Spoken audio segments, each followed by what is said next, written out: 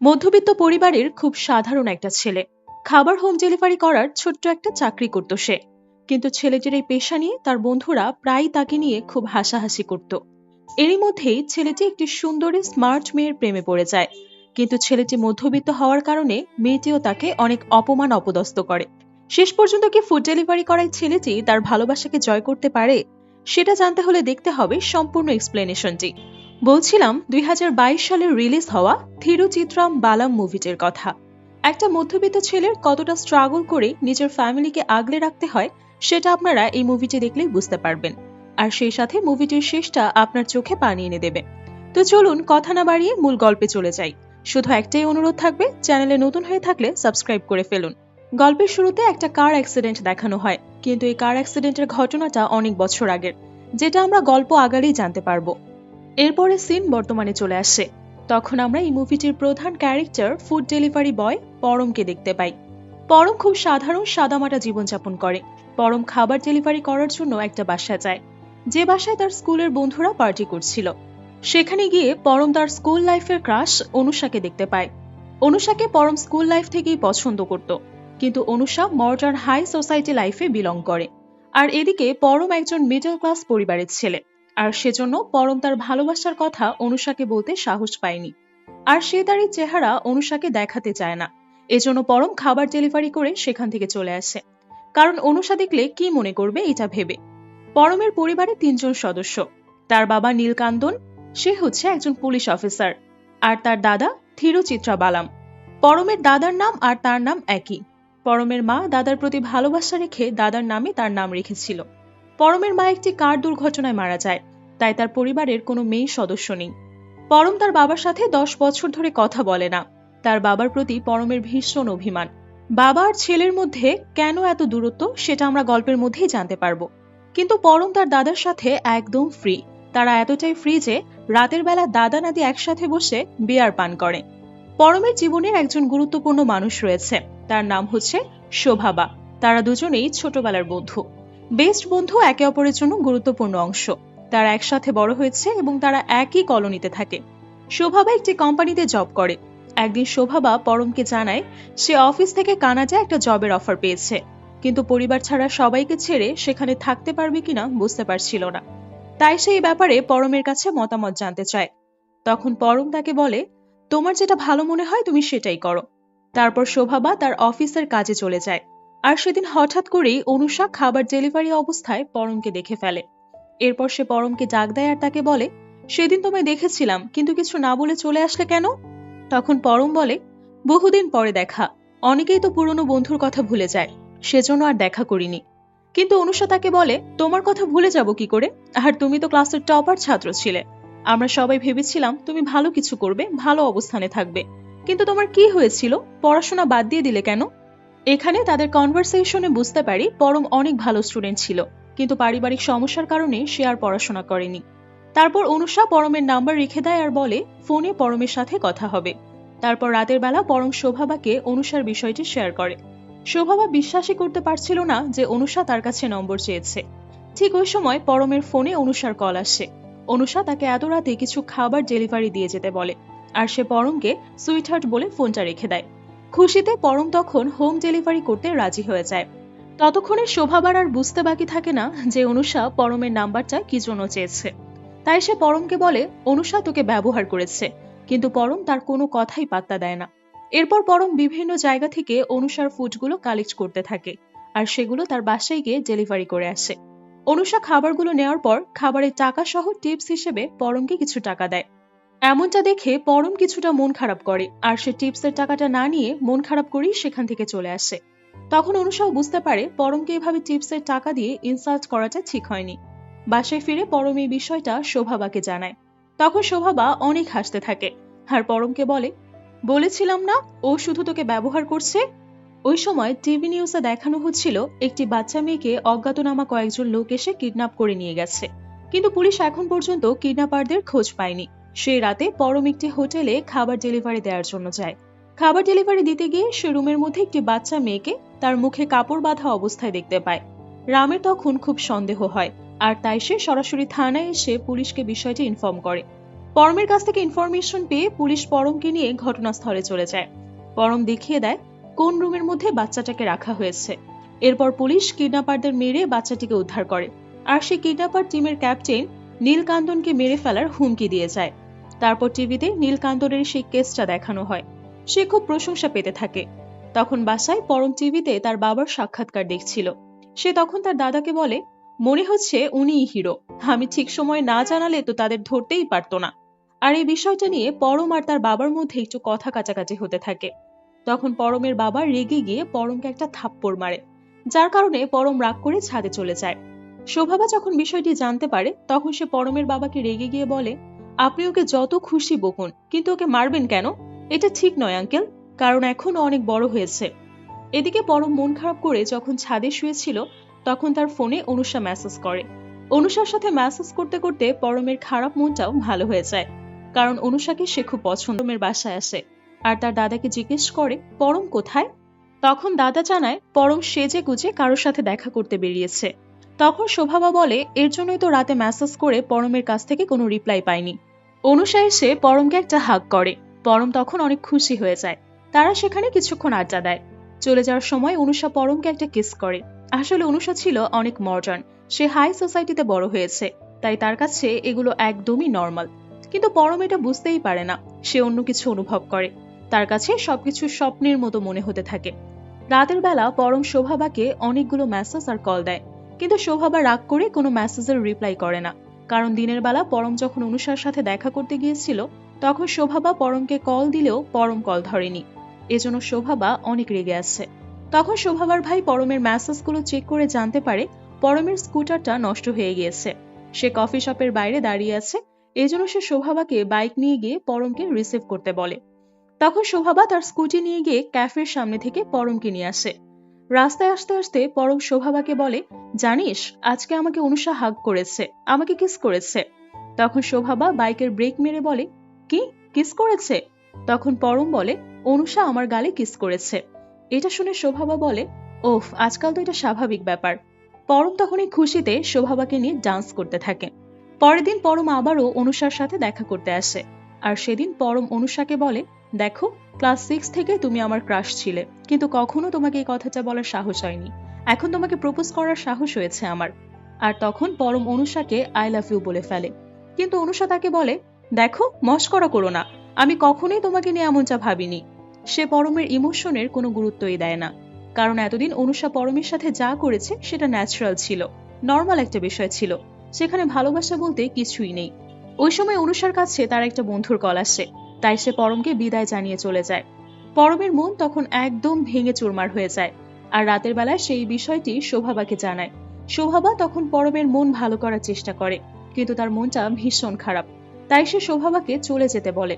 রাতের বেলা এই কষ্টে পরম তার দাদার সাথে মদ পান করে। পরের দিন পরমের মন ভালো করার জন্য শোভাবা পরমকে নিয়ে একটা থিয়েটারে যায় মুভি দেখতে। সেদিন সেখানে মুভি দেখতে অনুষা ও তার বন্ধুরাও আসে। অনুষার বন্ধুরা পরমকে দেখে আজে বাজে কথা বলতে থাকে। তারা পরমকে বলে, কিরে, হলের মধ্যেও কি খাবার ডেলিভারি করিস নাকি? পরম এগুলো খেয়াল করেও সবকিছু মুখ বুঝে সহ্য করে নেয়। মুভি দেখা শেষে থিয়েটার থেকে বের হলেও তারা পরমকে নিয়ে অনেক অপমানজনক কথা বলতে থাকে। পরম সবকিছু মুখ বুঝে সহ্য করলেও শোভাবা আর সহ্য করতে পারে না, তাই সে চলে যায় পরমের হয়ে প্রতিবাদ করতে।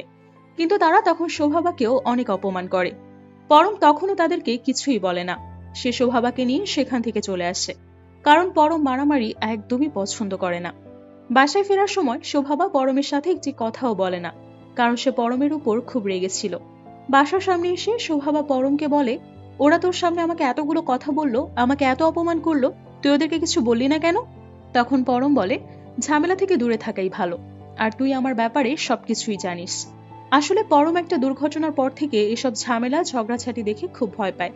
শোভাবাকে এত অপমান করার পরেও পরম কিছুই না বলার কারণে শোভাবা রাগ করে বাড়িতে চলে আসে। রাতের বেলা পরম এগুলো ভাবতে ভাবতে তার বাবার ইউনিফর্মটা ইস্ত্রি করছিল। আনমনা হয়ে ইস্ত্রি করার কারণে সে তখন তার বাবার ইউনিফর্মটা পুড়িয়ে ফেলে। তারপর পরম যখন রাতে খেতে বসে তখন হঠাৎ তার বাবা ইউনিফর্ম এনে বলে, এই অবস্থা কে করেছে? কে ইস্ত্রি করেছে? পরমের দাদা পরমকে বাঁচানোর জন্য বলে, আমি ইস্ত্রি করেছি। তখন এটা নিয়ে পরমের বাবা তার দাদার সাথে অনেক রাগারাগি করতে থাকে। আর পরমের দাদাকে অনেক কথা শোনাতে থাকে, যার কারণে পরম বলে আমি ইস্ত্রি করেছি আর আমি ইউনিফর্মটা পুড়িয়ে ফেলেছি। তখন পরমের সাথে তার বাবার তুমুল ঝগড়া শুরু হয়ে যায়। সে তখন পরমের দাদাকে বলে, ও কি ঝামেলা সৃষ্টি না করে থাকতে পারে না, ও চায়টা কি? তখন পরম খুব রেগে গিয়ে বলে, আমি আমার মা আর বোনকে ফিরে পেতে চাই। সে কি পারবে আমার মা আর বোনকে ফিরিয়ে দিতে? এখানে পরমের কথা শুনে বোঝা যায় তার মা আর বোনকে হারানোর পেছনে তার বাবার একটা বিশাল দোষ রয়েছে। কিন্তু কি সেই দোষ, সেটা জানানোর জন্য আমাদের ফ্ল্যাশব্যাকে নিয়ে যাওয়া হয়। সেখানে আমরা দেখতে পাই একটি গাড়িতে করে পরমের পরিবার কোথাও একটা যাচ্ছিল। পরম তার বাবা মা আর ছোট বোনকে নিয়ে খুব হ্যাপি ছিল। পরমের বাবা তখন ফোন চালাতে চালাতে ড্রাইভ করছিল, যার কারণে পরম তাকে বারবার মানা করে ফোন না চালাতে, কিন্তু তার বাবা কোনো কথাই শুনছিল না। ঠিক এমন অবস্থায় তাদের গাড়ির সামনে একটা ট্রাক চলে আসে, আর তার বাবার এই অসতর্কতার কারণে তাদের এই গাড়ির অ্যাক্সিডেন্ট হয়, আর সেই দুর্ঘটনাতেই পরমের মা আর বোন মারা যায়। তারপর থেকেই পরম তার বাবার সাথে কোনো কথা বলে না, আর এই কষ্টটা পরমের বাবা সারা বছর ধরে বহন করে আসছে। পরের দিন অফিসে যাওয়ার সময় পরম দেখতে পায় তার বাবা পুড়ে যাওয়া ইউনিফর্মটা নিজের হাতেই সেলাই করে নিচ্ছে। এরপর পরম যখন ফুড ডেলিভারি দেওয়ার জন্য বের হয়, তখন রাস্তায় তার কাছে শোভাবার একটা কল আসে, আর সে দ্রুত পরমকে হসপিটালে আসতে বলে। এরপর পরম দ্রুত হসপিটালে চলে যায়, আর গিয়ে দেখে তার বাবা আইসিইউতে ভর্তি হয়ে আছে। ডাক্তার এসে পরমকে জানায়, তোমার বাবার মারাত্মক একটা স্ট্রোক হয়েছে, যার কারণে তোমার বাবার বাম পাশ প্যারালাইজড হয়ে গেছে। এখন থেকে তার বাম পা আর বাম হাত কাজ করবে না। এটা শুনে পরমের প্রথমবারের মতো তার বাবার জন্য খুব মন খারাপ হয়। তারপর পরমের বাবাকে বাড়িতে আনা হলে তার সেবা যত্ন পরমের দাদাই করে। এই বুড়ো বয়সে সে তার নিজের ছেলের সেবা যত্ন করছে, আর পরম শুধু দূর থেকে দাঁড়িয়ে দাঁড়িয়ে দেখে, কারণ পরম তার অভিমান এখনো পুরোপুরিভাবে কাটিয়ে উঠতে পারেনি। একদিন দেখা যায় পরমের বাবা বিছানা থেকে নিচে পড়ে যায়, আর সাহায্যের জন্য বাবাকে ডাকতে থাকে, কিন্তু পরমের দাদা তখন ঘুমিয়েছিল। পরম তখন দাঁড়িয়ে থেকে সবকিছু দেখছিল। সে নিজেকে কন্ট্রোল করার অনেক চেষ্টা করে, কিন্তু শেষ পর্যন্ত সে তার সমস্ত রাগ অভিমান ভুলে গিয়ে তার বাবাকে সাহায্য করে আর তাকে বিছানায় উঠিয়ে দেয়। তখন নীলকান্তন কাঁদতে কাঁদতে বলে, তুই আমাকে মাফ করে দিস বাবা, সেদিন ওই দুর্ঘটনা আমি ইচ্ছে করে করিনি। আমার সেদিনই মরে যাওয়া উচিত ছিল, কিন্তু বেঁচে গেলাম। সেদিনের পর থেকে আমি ভেতরে ভেতরে মরে যাচ্ছি। বাবার মুখে এই সমস্ত কথা শুনে রামের চোখ দিয়ে পানি ছুটছিল। বাবা ক্ষমা চাওয়া মাত্রই তার 10 বছরের সমস্ত রাগ অভিমান অর্থহীন হয়ে যায়, আর এজন্য সে তার বাবাকে ক্ষমা করে দেয়। তারপরের দিন থেকে পরম তার বাবার সাথে ভালো ব্যবহার করে, আর তার বাবার খুব যত্ন নিতে শুরু করে। আর এসব দেখে পরমের দাদাও খুব খুশি হয়ে যায়। বাবা অসুস্থ, আর এদিকে দাদাও কোনো কাজ করতে পারে না, এজন্য পরিবারের সব দায়িত্ব পরমের কাঁধে এসে পড়ে। তাই একদিন শোভা পরমকে বলে, মানুষ এখন গ্রাজুয়েশন কমপ্লিট করে চাকরি বাকরি পায় না, আর তুই তো বাবার সাথে রাগ করে পড়ালেখাই ছেড়ে দিয়েছিস, তাই তোর এখন উচিত গ্রাজুয়েশন কমপ্লিট করে ভালো একটা চাকরি নেওয়া। শোভাবার কথা শুনে পরম গ্রাজুয়েশন করার ফর্ম ফিল আপ করে নেয়। পরম তার বাবাকে নিয়ে অনেক ভালো সময় কাটাতে থাকে। এরপর একদিন দেখা যায় পরম তার পরিবারকে নিয়ে তার নানির বাড়িতে একটা বিয়ের অনুষ্ঠানে যাওয়ার জন্য বের হয়েছে। তাদের সাথে তখন পরমের বন্ধু শোভাবাও ছিল। মূলত সেদিন সেই দুর্ঘটনার পর থেকে পরমের বাবা শ্বশুর বাড়ি যেতে সাহস পায়নি, কারণ কোন মুখ নিয়ে তাদেরকে কি জবাব দেবে সেজন্য। তারপর তারা নানির বাড়ির গ্রামে চলে আসে।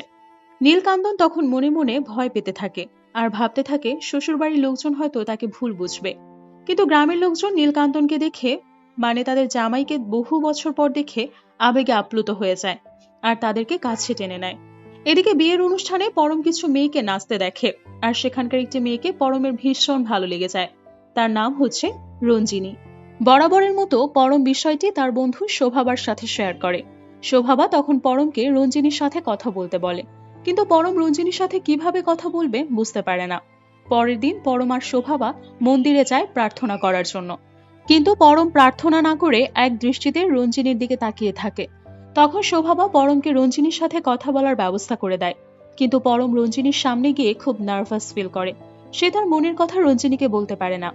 এদিকে নানির বাড়ি কিছুদিন থাকার পর তাদের বাড়িতে ফিরে যাওয়ার সময় চলে আসে। সবাই যখন বাড়ি যাওয়ার জন্য রেডি, তখন পরমকে খুঁজে পাওয়া যাচ্ছিল না। তারপর শোভাবা গিয়ে দেখে পরম মন খারাপ করে রাস্তার পাশে বসে রয়েছে, কারণ সে রঞ্জিনীর নাম্বারটাও জোগাড় করতে পারেনি। এজন্য পরম শোভাবাকে বলে, আমার বাড়ি যেতে ইচ্ছে করছে না। তখন শোভাবা বলে, বাড়ি যেতে ইচ্ছে করছে না নাকি ওই মেয়েকে ছেড়ে যেতে ইচ্ছে করছে না? তখন পরম বলে, আমরা চলে যাচ্ছি, কিন্তু আমি ওই মেয়েটার সাথে যোগাযোগ রাখতে চাই। তার নাম্বার তো আমার কাছে নেই। মেয়েটাকে আমি এক প্রকার ভালোবেসে ফেলেছি। তারপর দেখা যায় শোভাবা রঞ্জিনীকে ডেকে নিয়ে আসে আর পরমকে বলে, তুই ওর সাথে কথা বল, আমি পাশেই কোথাও দাঁড়াচ্ছি। রঞ্জিনী পরমকে বলে, কি ব্যাপার, কি হয়েছে?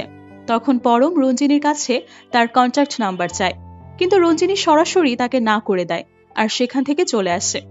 এতে পরম বুঝতে পারে রঞ্জিনীও তাকে পছন্দ করে না, যার কারণে এবারও তার মন ভেঙে যায়। তারপর তারা নানা নানির কাছ থেকে বিদায় নিয়ে সেখান থেকে চলে আসে। তারপর বাড়িতে ফেরার পথে ট্রেনের মধ্যে পরমের দাদা পরমকে বোঝায় আর বলে, তুমি এতদিন ধরে এদিক ওদিক যে ভালোবাসা খুঁজে বেড়াচ্ছ সেটা কোনো ভালোবাসা নয়, আসল ভালোবাসা তো সবসময় তোমার পাশেই থাকে। দাদা শোভাবাকে উদ্দেশ্য করে বলে, সে তোর থেকে বেশি তোকে ভালো জানে, সবসময় তোর পাশে থাকে, সুখে দুঃখে সবসময় তোকে সাপোর্ট করে। কিন্তু পরম তখন তার প্রেমিকা হিসেবে শোভাবাকে মেনেই নিতে পারছিল না, কারণ শোভাবা হচ্ছে তার খুব ভালো বন্ধু। এর বাইরে সে শোভাবাকে নিয়ে কিছু ভাবতেই পারে না। কিন্তু পরম যখন শোভাবার সাথে কাটানো পুরনো স্মৃতি মনে করতে থাকে, তখন পরমও বুঝতে পারে সে ভুল মানুষকে ভালোবেসেছিল, আসল মানুষ তো তার কাছেই ছিল। আর এজন্য অনেক চিন্তা ভাবনা করে ফাইনালি একদিন পরম শোভাবাকে প্রপোজ করে ফেলে আর শোভাবাকে বিয়ে করার জন্য প্রস্তাব দেয়। কিন্তু শোভাবা তাকে বলে, এতক্ষণ যা বলেছ এই সময়টুকু একেবারে ভুলে যাও, যেন তোমার আর আমার মধ্যে কিছুই হয়নি, আর তুমি পড়াশোনায় মনোযোগ দাও। এটা বলে সে চলে আসে। সবশেষে পরম শোভাবার কাছেও রিজেক্ট হয়ে যায়, আর এজন্য পরম তার দাদার সাথে রাগারাগি করতে থাকে, কারণ তার জন্য আজকে এমন হয়েছে। এখন কোন মুখ নিয়ে পরম শোভাবার সামনে দাঁড়াবে? এতদিন যে বন্ধুত্বটা ছিল সেই বন্ধুত্বটাও এখন আর থাকবে না। তারপর দেখা যায় শোভাবার কোম্পানি থেকে কানাডা যাওয়ার যে জবের অফারটি পেয়েছিল সেই অফারটি সে অ্যাকসেপ্ট করে। সে এখন জবের জন্য কানাডা চলে যাবে। বাড়িতে এসে শোভাবা এই বিষয়টি তার পরিবারকে জানায়, কিন্তু শোভাবা মনে মনে পরমকে অনেক পছন্দ করে আর পরমকে অনেক ভালোবাসে, কিন্তু সে সেটা কখনোই প্রকাশ করেনি। পরমের আগে দুটো মেয়েকে প্রপোজ করেছিল, কিন্তু তারা পরমকে রিজেক্ট করে দিয়েছে। কারো কাছে পাত্তা না পেয়ে সে এখন শোভাবাকে প্রপোজ করেছে, আর এই অভিমান থেকেই শোভাবা সেদিন পরমকে রিজেক্ট করে দিয়েছে। তারপর একদিন পরম তার বাবাকে নিয়ে হোটেলে বসে খাবার খাচ্ছিল। পরম সেদিন তার বাবার সাথে শোভাবার বিষয়টা শেয়ার করে। তখন পরমের বাবা বলে, ছোটবেলা থেকেই তোর মা শোভাবাকে ঘরের বউ বানাতে চেয়েছিল। এরপর হোটেল থেকে তারা যখন বাড়ি ফিরছিল তখন সেই কিডন্যাপার আসে পরমের বাবা নীলকান্দনকে মারার জন্য। সে তখন ছুরি হাতে নিয়ে তাদের দিকে এগিয়ে আসতে থাকে। তখন পরম লোকটিকে আটকানোর অনেক চেষ্টা করে, কিন্তু লোকটি পরমকে খুব খারাপ ভাবে মেরে তাকে আহত করে ফেলে। কিডন্যাপার যখন তার বাবাকে লাথি মারতে থাকে তখন পরমের অনেক রাগ উঠে যায় আর লোকটিকে মারধর করতে শুরু করে। লোকটিকে মেরে পরম তার বাবাকে রক্ষা করে, কিন্তু তারাও খুব আহত অবস্থায় রাস্তায় পড়ে থাকে। কিছুক্ষণ পর একটা অ্যাম্বুলেন্স এসে তাদেরকে হসপিটালে অ্যাডমিট করে দেয়। তাদের এই দুর্ঘটনার কথা শুনে শোভাবা দৌড়ে চলে আসে হসপিটালে। তাদেরকে দেখে শোভাবা কান্নায় ভেঙে পড়ে, আর পরমের বাবা পরমকে নিয়ে গর্ববোধ করতে থাকে, কারণ সে তার বাবাকে রক্ষা করার জন্য লড়াই করেছে। কিছুদিনের মধ্যেই পরম সুস্থ হয়ে যায়। দেখতে দেখতে শোভাবার কানাডা চলে যাওয়ার সময় চলে আসে। রাতের বেলা সে পরমকে ফোন দিয়ে বলে, তুই কি জানিস আমি আজকে কানাডা চলে যাচ্ছি? তখন পরম বলে, কই, কেউ তো আমাকে এই বিষয়ে কিছু বলেনি। তখন শোভাবা বলে, আমি কানাডা চাকরি করতে যাচ্ছি, মিনিমাম 2 থেকে 3 বছর থাকতে হবে। এই কথাটা শুনে পরম একদম চুপচাপ হয়ে যায়। এরপর শোভাবা সবাইকে বিদায় জানিয়ে কানাডা যাওয়ার জন্য এয়ারপোর্টে চলে আসে। আর শেষবারের মতো পরমকে দেখার জন্য সে পরমকে ফোন দিতে থাকে, কিন্তু পরমের কাছে হেলমেট না থাকায় পুলিশ ট্রাফিক পরমের বাইক আটকে দেয়, যার কারণে সে এয়ারপোর্টে যেতে পারে না। এদিকে শোভাবা অনেকক্ষণ অপেক্ষা করার পর তার ফ্লাইটের সময় চলে আসে, যার কারণে সে বিমানে উঠে পড়ে। বিমানে ওঠার পর সে অনেক কান্না করতে থাকে, কারণ সে ভেবেছিল হয়তো পরম এসে তাকে আটকাবে, তাকে যেতে দেবে না, কিন্তু সেটা তো আর হলো না। এদিকে পরমকে দেখা যায় শোভাবার সাথে দেখা করতে না পেরে সে মন খারাপ করে বাড়িতে চলে আসে। পরের দিন শোভাবার ভাই পরমের কাছে আসে, আর পরমের জন্য শোভাবার জমানো লাভ লেটার গুলো পরমকে দেখাতে থাকে।